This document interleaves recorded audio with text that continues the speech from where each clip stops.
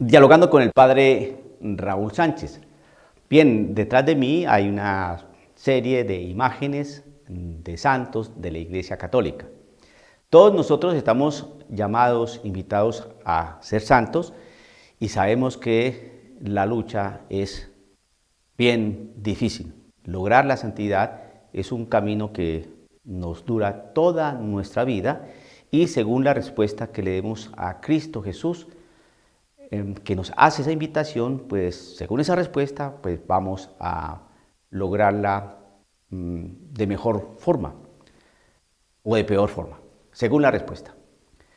La cosa es que los santos nos han dado ejemplo de virtud, de caridad, de solicitud, de escucha, de entrega, de una manera heroica. Por eso son santos, ¿no? Porque sufrieron, padecieron por causa de Cristo Jesús. También gozaron, rieron, también por causa de Cristo Jesús. Hicieron un itinerario con Cristo Jesús.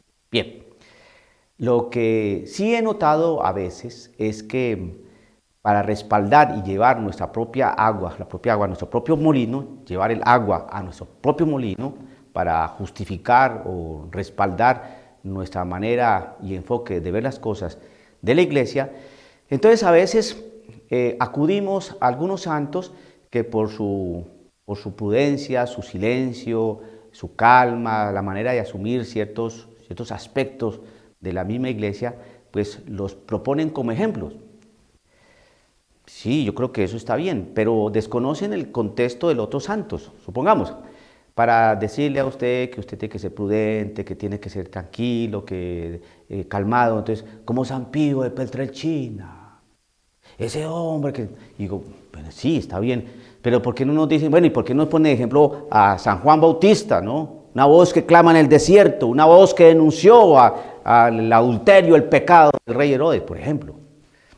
Entonces, o la disposición de una santa como Santa Teresa de Ávila, una mujer llena de entereza, de vigor, ¿no? De ingenio, ¿no? Una gran escritora y una mujer mística de una santidad sin cuestión alguna.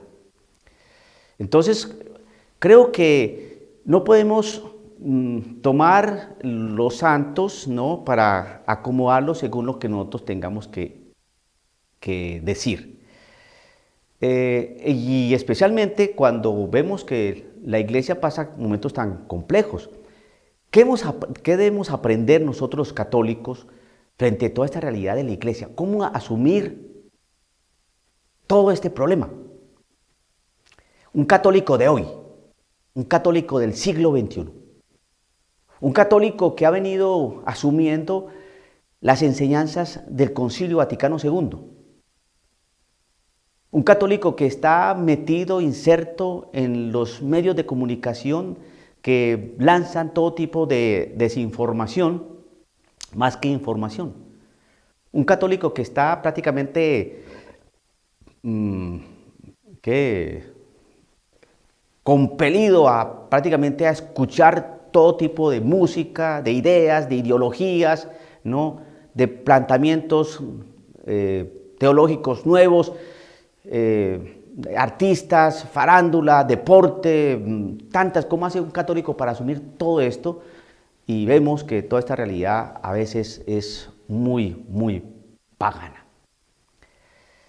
Los esfuerzos del católico de la Iglesia, ¿cómo los puede asumir pues una persona como cualquiera que es católico y que vive su fe? Pues para eso tenemos la Sagrada Escritura. Vamos a mirar qué nos enseña la Sagrada Escritura. Y entonces de ahí usted puede mirar cómo es que el santo vive. ¿Cómo es que el santo vive? Cuando nos proponen a San Pío de Petrelcina como un hombre que inclinó la cabeza, bajó, fue obediente a Roma, fueron injustos con él, lo dejaron 10 años prácticamente sin decir misa públicamente, etcétera, etcétera. Entonces todos cayó. Pero por ejemplo no cuentan que sí, frente a las cosas que en la Iglesia de afuera, él fue obediente. Le dijeron no diga misa, pues él obedeció. No, misa pública no podía, pero misa privada sí. Pero cuando fueron a pedirle, no, el dinero para que de ese hospital que estaba construyendo, que quería construir, él no soltó un solo peso, no lo soltó. ¿Por qué? Porque era para el hospital. E hizo y se sostuvo. Fue firme, fue firme. En las confesiones, ¿cómo trataba a la gente? No, me estás mintiendo. No, o me cuentas el pecado o te vas de aquí. ¿Por qué no cuentan eso? Por ejemplo, ese es San Pío de Pietrelcina. Entonces, San Pío de Pietrelcina no simplemente fue el que sí, lo que diga Roma, aquí metido en mi convento, aquí, callado, en silencio, ensimismado, en mis oraciones y plegarias. No, así no es. No. San Pío de Pietrelcina era un hombre muy firme en muchas cosas. Y a los que se iban a confesar allá y no le contaban el pecado, o no querían decir el pecado, los sacaba. O me cuenta el pecado, me estás mintiendo, ¿qué es lo que estás diciendo? Y los regañaba. Los regañaba. ¿Por qué no cuentan eso? Manipulación hasta los mismos católicos de los mismos santos. Precisamente los santos fueron santos porque sabían en qué momento tenían que callarse y en qué momento tenían que hablar. Esa es la cuestión del santo. Ese es el santo. Sabe cuándo tiene que hablar y cuándo callar. Tiempo para hablar, tiempo para callar. Tiempo para sembrar, tiempo para recoger. Tiempo para nacer, tiempo para morir. Tiempo para reír, tiempo para llorar. 1 Timoteo 4. 1 Timoteo capítulo 4, versículo 1 en adelante. El Espíritu nos dice claramente que en los últimos tiempos algunos renegarán de la fe para seguir espíritus seductores y doctrinas diabólicas. Aparecerán hombres mentirosos con la conciencia marcada con la señal de los infames. Estos prohíben el matrimonio y no permiten el uso de ciertos alimentos, a pesar de que Dios los creó para que los comamos y luego le demos gracias. Así lo hacen los creyentes que conocen la verdad. Porque todo lo que Dios ha creado es bueno y no hay por qué rechazar un alimento que se toma dando gracias a Dios. Es santificado por la palabra de Dios y la oración. Si explicas estas cosas a los hermanos, serás un buen servidor de Cristo Jesús, alimentado con las enseñanzas de la fe y de la sana doctrina que has seguido. Rechaza las fábulas esotéricas, verdaderos cuentos de viejas, y dedícate a la piedad como a tu deporte. La ascesis corporal no es de mucha utilidad. La piedad, en cambio, es útil fuera de toda discusión. Pues Dios le prometió la vida, tanto la presente como la futura. Aquí tienes una doctrina segura en la que puedes confiar. Sufrimos y luchamos porque tenemos nuestra esperanza puesta en el Dios vivo, Salvador de todos los hombres, en especial de los creyentes. En el verso 9 de esta primera carta de Pablo a Timoteo, en su capítulo 4, verso 9 dice: aquí tienes una doctrina segura en la que puedes confiar. 2 puntos. 2 puntos significa lo que sigue, lo siguiente, lo que viene, es la doctrina segura en la que puedes confiar. ¿Cuál es esa? Sufrimos y luchamos, es decir, ¿qué se sufre? Tiempo para ser prudente, para tener paciencia, para comprender. Sufrimos, porque en eso se sufre. La paciencia, patiens, que significa padecer. Sufrimos. La tolerancia, la comprensión, la paciencia, la prudencia, la calma, el sosiego, esperar, mirar, discernir, observar. Todo eso implica sufrimiento, negarse, porque uno no explota la primera, uno guarda prudencia, uno espera a ver qué es la cosa. Entonces, sufrimos y luchamos. Ah, entonces hay una lucha. No solamente sufrimiento. Sí, deme engarrote. Aquí estoy yo, listo para aguantar. No, no, no. Y luchamos. ¿Qué significa lucha? Que si nos atacan nos defendemos.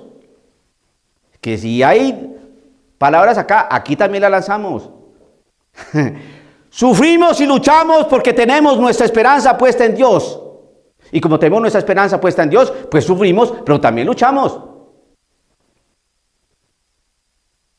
Esperanza puesta en el Dios vivo, Salvador de todos los hombres, en especial de los creyentes. El santo, pues, si vamos a poner de ejemplo a los santos, pues que nos cuenten todo lo de los santos, lo que hizo el santo. No escojamos una parte de lo que hizo el santo para que estemos ahí. Como lo que han querido hacer de Jesucristo. Callado, silente como oveja llevado al matadero. No dijo nada. Sí, esa es una parte, porque eso es cierto, eso es una parte. Pero la otra parte, ¿qué? Fariseos, escribas, mentirosos, ladrones, raza de víboras. Salgan de aquí, de este templo, lo conviertan mi casa, la casa de Dios, en cueva de ladrones. Ah, ¿por qué no cuentan eso? Entonces, ahí es cuando veo la manipulación dentro de la misma iglesia, dentro de algunos católicos. ¿Para qué? Eso tiene su venenete, como decían por ahí, venenete, su veneno.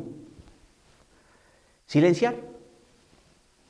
Silenciar. Por eso, hermano, si usted sabe la Sagrada Escritura, por ejemplo, esta cartita de Pablo a Timoteo, capítulo 4, verso 9, entonces usted observa, aquí tienes una doctrina segura en la que puedes confiar. 2 puntos.